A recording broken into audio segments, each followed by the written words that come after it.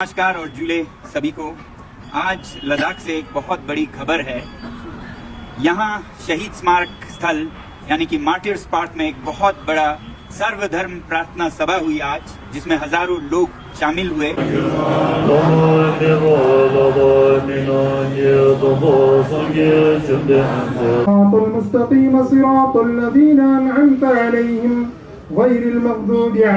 हम आपके सामने क्या अल्फाज देकर आए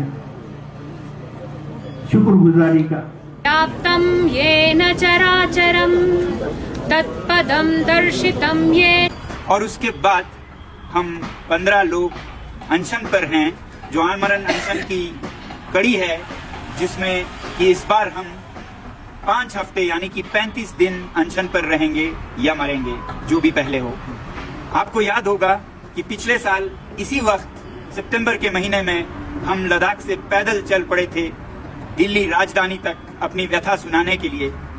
30 दिन 150 लोग 1000 किलोमीटर, और दिल्ली में हमारा स्वागत जेल में हुआ था। और उसके बाद भी हम 16 दिन अनशन पर बैठे, जिसके बाद सरकार ने बातचीत करने की रजामंदी दी। मगर ये बातचीत पूरे 1 साल में लगभग 3 ही हुए, और पिछले 3 महीनों से तो कोई बातचीत ही नहीं हुई, थम से गए। अब ये अनशन करना क्यों जरूरी है? क्योंकि 1.5 महीने बाद अक्टूबर में लद्दाख की जो पर्वतीय परिषद है, लद्दाख ऑटोनोमस हिल डेवलपमेंट काउंसिल, उसके चुनाव होने जा रहे हैं, और ये बहुत प्रतिष्ठित चुनाव हैं।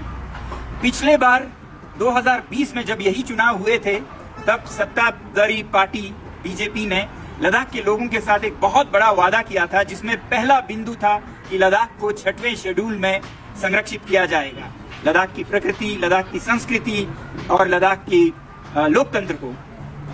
तो अब ये चुनाव फिर से जीतना चाहते हैं, लोगों को डरा कर, धमका कर या पैसा बांट कर, और उसके बाद फिर ये वादे खारिज हो जाएंगे, खत्म हो जाएंगे, दफन हो जाएंगे और वो मुक्त हो जाएंगे। मगर हम लद्दाख के लोग जो आज इतनी भारी संख्या में मिले, वो ऐसा होने नहीं देना चाहते हैं, क्योंकि ये लोकतंत्र का मजाक होगा अगर नेता कुछ भी वादा करें, लोगों से वोट लें और सरकार बनाएं, और उसके बाद जब वादों को निभाने की बात आई तो हाथ धो लें।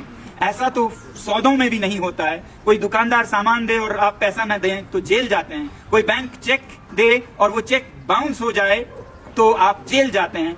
तो दुनिया की सबसे बड़ी लोकतंत्र में सरकारें बने और फिर उस वादे पे अमल ना हो, तो ये कैसे हमें स्वीकार्य हो सकता है? वैसे भी आज लोकतंत्र का एक मजाक बन गया है।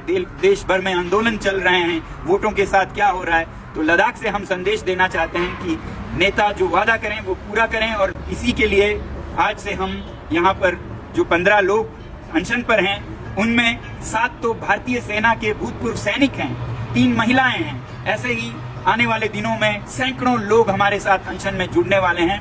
हमें पूरी उम्मीद है कि आप लोग भी अपने अपने शहरों से लोकतंत्र को बचाने के लिए और लद्दाख और हिमालय को बचाने के लिए, यहाँ की प्रकृति और संवेदनशील जो ग्लेशियर्स हैं, पर्वत हैं, नदियां हैं, उन्हें अपने आने वाले पीढ़ियों के लिए बचाने के लिए पहले जैसे आप लोगों ने साथ दिया पिछले साल, वैसे ही साथ देंगे। और सब मिलकर हम साबित करेंगे कि भारत में जो सत्यमेव जयते कहते हैं, उसका माने भी है।